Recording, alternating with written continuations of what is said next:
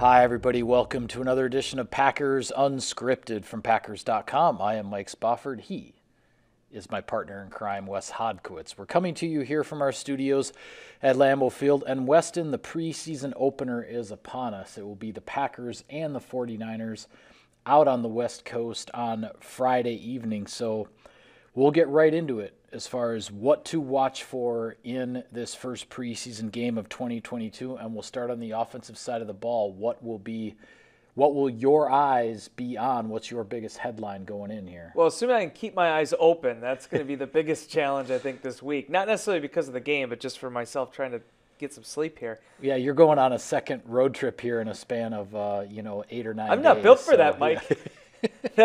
Yeah. We went 2 years without traveling at all, and now here I am. They can't stop getting me on planes. Here we go. No, it's Jordan Love. And again, this is my 11th training camp now, 12th if you count my part-time year I helped out at the Press-Gazette.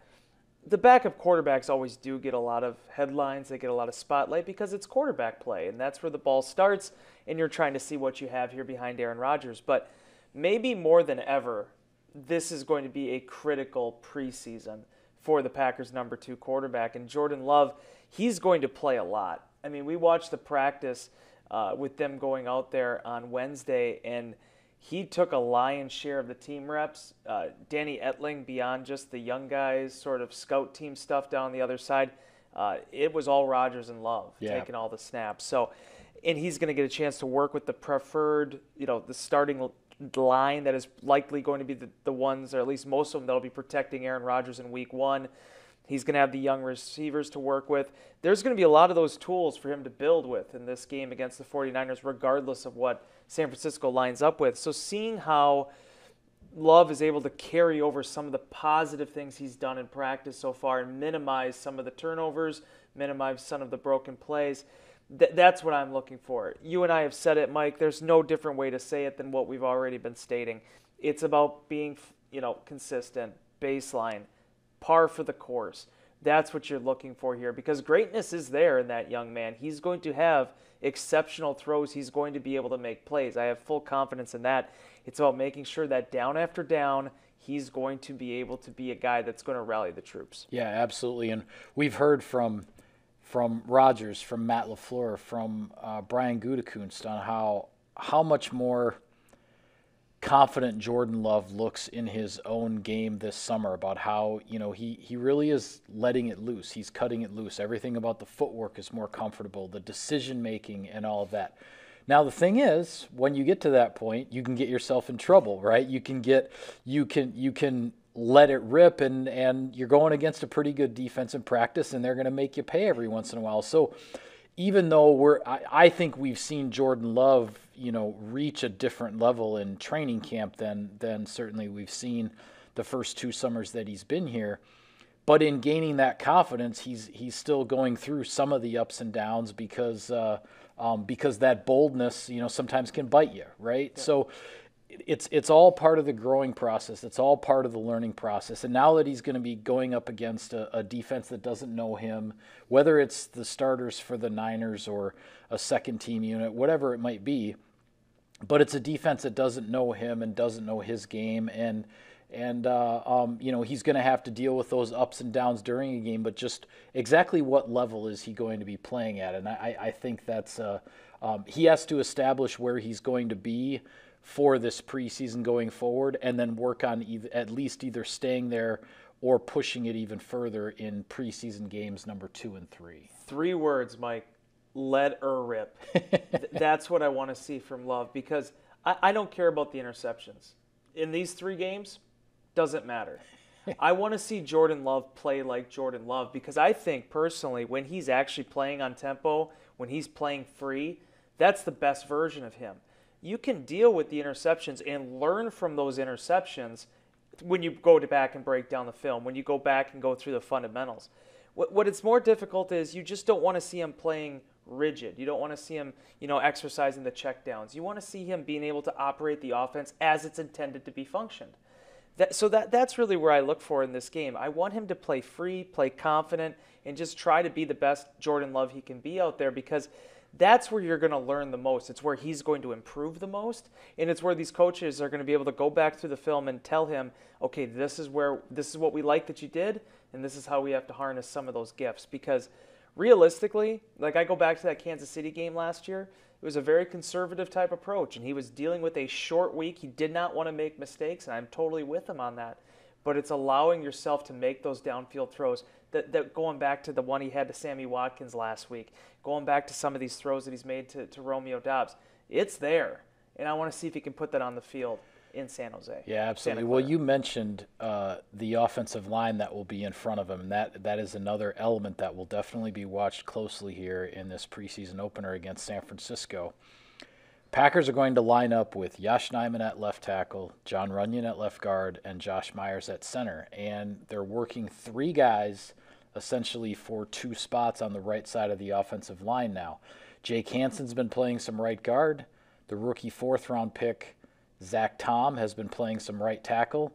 And then Royce Newman, who started the bulk of the season last year at right guard, has been playing both of those spots depending on which other guy is in the lineup at that particular time. So it's sort of three guys for two spots. And Aaron Rodgers said it at his locker after Tuesday's practice. Everybody's waiting to see if somebody's going to take it over. Who is going to step forward amongst those three guys, take the bull by the horns, so to speak, or whatever, and say, I'm the leader of this trio, and go ahead, get in line and follow me, and let's get this thing figured out. So what I've learned through the first 2 weeks of training camp is that the left side of the offensive line right now is Yosh Nijman, John Runyon, and Josh Myers, former second-round pick at center. If Bakhtiari can get back out there sooner rather than later, to me, Yosh Nijman is the right tackle. I think no matter what way you slice this thing, Yosh Nijman has performed in a way in that he is one of the top 5 starting offensive linemen. They have to find a way to get him on the field. I would agree. The real question is, okay, Royce, right guard, right tackle, left guard. You look at Zach Tom coming in and getting some reps now at right tackle. And then obviously Jake Hansen's probably leading the Packers right now in team reps so far this summer, which is a stark contrast to his first 2 summers in Green Bay. This is a guy that when it is his day, and the last couple days it has been, he's been at right guard, and then with the twos, he's going to center because the Packers, regardless of what happens with Hansen in the starting equation, they have to identify the backup to Josh Myers as well. Yeah. So, well, and to further that point, this is a guy who his first 2 summers in Green Bay hardly took any 11-on-11 reps unless it was the number 3 unit that was out there. And now this summer, he's out there with either the 1s or the 2s for pretty much every team snap. So the right side of the line is where I think my eyes are going to be the most in this thing, because I think both of those guys, Newman and Jake Hansen, are going to play quite a bit. I'd be curious to see how much they do play Josh Myers too. I mean, certainly you want to get Myers some work as a young second-year player, but it's also so critical to have him healthy and ready for this stretch here this season. So a lot of decisions the Packers have to make there. But again, if there was one big takeaway for me in this opening 2 weeks of training camp, is that Yosh Nijman in his 4th NFL season, his 3rd accrued season, he has really continued to look the part and has really continued to really blossom as what has turned into becoming this emergency left tackle. Yeah, absolutely. Yosh Nijman has really performed well, and I think solidified himself as without a doubt a regular NFL offensive lineman, however that ends up shaking out here in the coming weeks. The other part on offense, the other element that we need to talk about, of course, is the wide receiver position. And a few things to keep an eye on here. One, the star of the first couple of weeks of training camp has been Romeo Doubs, the rookie 4th-round pick out of Nevada. Is he going to carry over the production and the playmaking that we've seen on the practice field? Will he perform in that fashion in a game setting when the lights go on Friday night?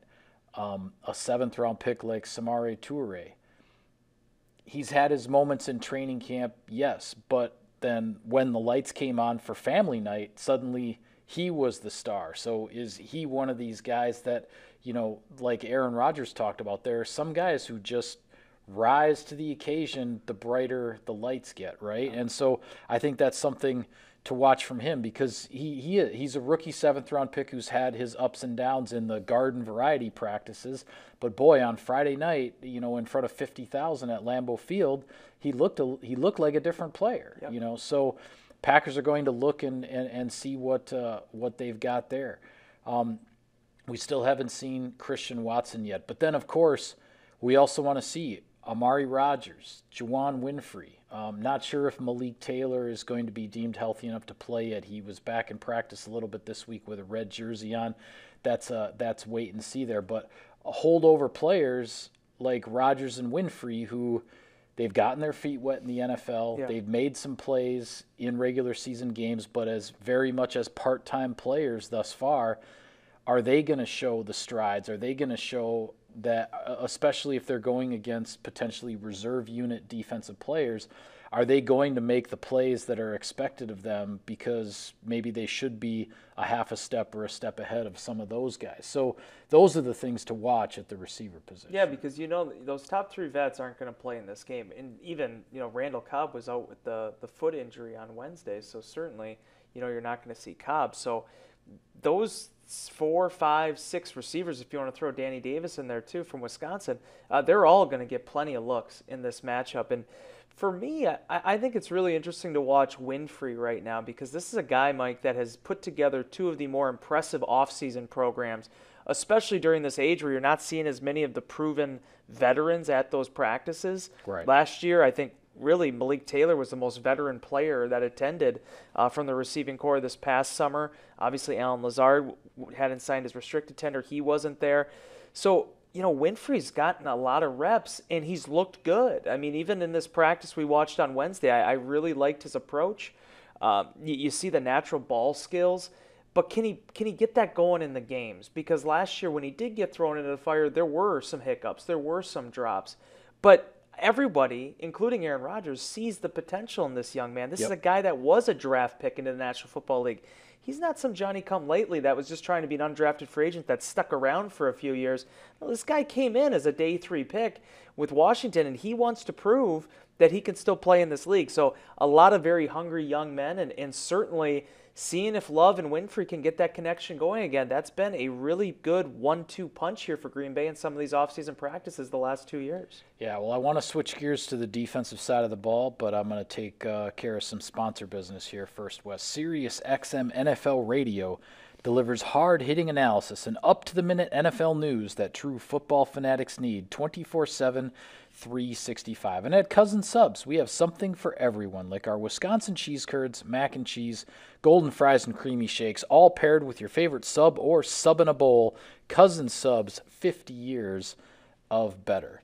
All right, on the defensive side, this is where things always get interesting for me when you make that transition from training camp into the first preseason game, because guess what? They're going to have to tackle guys now, right? None of this, just thud up and tag guys and whatever. Like, okay, the task is you got to get them on the ground. And so that being said, I think the first place that my eyes will go on the defensive side on Friday night in this preseason opener is the 2 first-round picks, Quay Walker, Devontae Wyatt. Those guys I thought both, raised the level of their games on family night when the lights came on at Lambeau Field.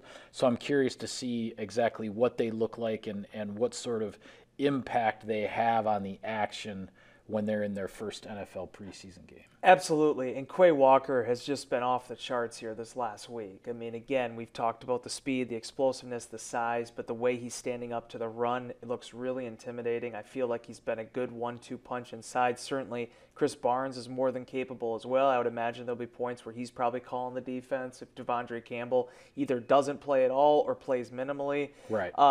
Devontae Wyatt, I hope we see. Now, on Wednesday, kind of going through the concussion protocol there to figure out exactly what was happening, and if he's good to go, right, we'll have to see. That was kind of up in the air at practice, but certainly you go back to the family night, you go back to some of these one-on-one pass rush periods, he has all the ability in the world, and I think this is the type of stage where he could really shine. But let's talk a little bit about farther down the depth chart there because, TJ Slayton is a guy that I think he can really benefit from work this preseason. He got quite a bit of it last year, too. Jack Heflin is still here, the undrafted free agent last year that kind of caught on and really caught some eyes. And then even a guy like Jonathan Ford, a seventh-round pick that's competing for spots.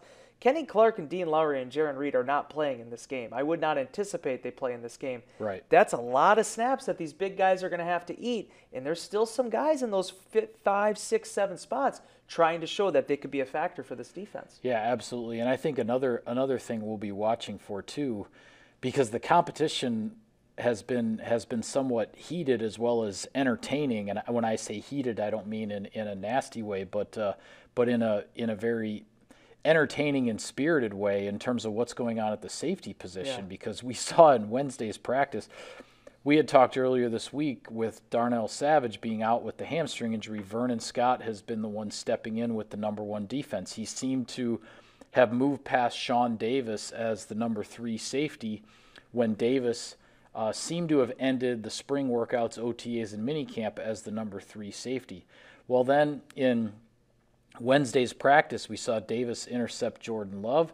We saw him make a diving interception on an overthrow by Aaron Rodgers, and he was having himself quite a day. And then all of a sudden, Vernon Scott answers by getting an interception against Rodgers to end the 2-minute drill. Now, Rodgers in the offense, they were objecting to that interception by Scott, believing that he didn't get both feet down in bounds. We'll have to ask somebody later on who checked the film whether that was an interception or not. Rodgers wanted to keep that drill going, and he was told to head to the sideline because it was a pick. But anyway, my point is these 2 young players, Vernon Scott and Sean Davis, really kind of duking it out, so to speak, to see who's going to be the number 3 safety in this defense. And I know that the Packers aren't playing as, with the addition of Quay Walker at inside linebacker, the Packers aren't playing as much dime defense with the 6 DBs. You're not seeing a third safety maybe as often as we've seen in past years around here. But that being said, not only from an injury perspective, but you're still going to want to have that guy. Yep. When you want to go to that package, right? They may not run it as often as they did last year, and this is an interesting competition that feels like it's far from over. Yeah, for sure. And for Vernon Scott to bounce back the way he has, I mean, this is a guy that played in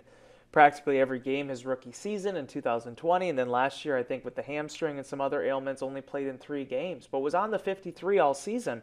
And Green Bay stayed committed through it all. So for him to step up and be that guy that was next to be called upon, because keep in mind, with Sean Davis being the number 3, but you also had Ennis Gaines back that was competing for a spot. Dallin Levitt came in. I mean, they drafted Tariq Carpenter. I mean, there are a lot of guys trying to clamp onto those 3 and 4 spots. And while you are right about that necessarily not having as much dime cornerback this season, you see what happens when Darnell Savage goes down with the hamstring. That's an open spot among the 11 on defense that has to be on the field at all times. You need to have accountability there. You need to have somebody that you feel confident with. And that's really where I think, Scott fills in the most, because what people don't realize is this kid coming out of TCU, he had the combine, didn't get invited to the combine, the pro day gets canceled, all these different things working against him. There were a lot of people in that program that felt like he easily could have ran a 4.4 if he was just given the opportunity to. So Green Bay sees that speed. As Jair Alexander said to us on Wednesday, he can tell that he's more confident. He's getting this thing down a little bit more. Is going to be a great guy to watch. And Sean Davis, much like on the opposite side of the ball with Juwan Winfrey, a guy that also came in, former draft pick, and was trying to work his way into this lineup from the practice squad. The Packers felt confident enough about him at the end of last season. They didn't want to lose him, so they elevated him to the 53, even though he only played in 1 game. A lot of bodies there at that position to really consider, not only for the 3rd, 4th safety role, but also potentially playing for Rich Bisaccia on special teams. Yeah, and that was the last thing I wanted to get to here before we go, was with regard to special teams. But also, Sean Davis, 5th-round pick by the Indianapolis Colts last year, ended up in late September joining the Packers practice squad, and then, as you said, elevated to the active roster at the end of the season. But this is a guy who was a 5th-round pick just a year ago. So that's something to keep in mind with regard to Davis. But for special teams, it will be the debut, so to speak, if you call it that, in the preseason, of the Rich Bisaccia tenure here on special teams. And as I said on one of our preview shows at the start of training camp, Bisaccia and the special teams coaches are going to be looking for the guys that they want to perform.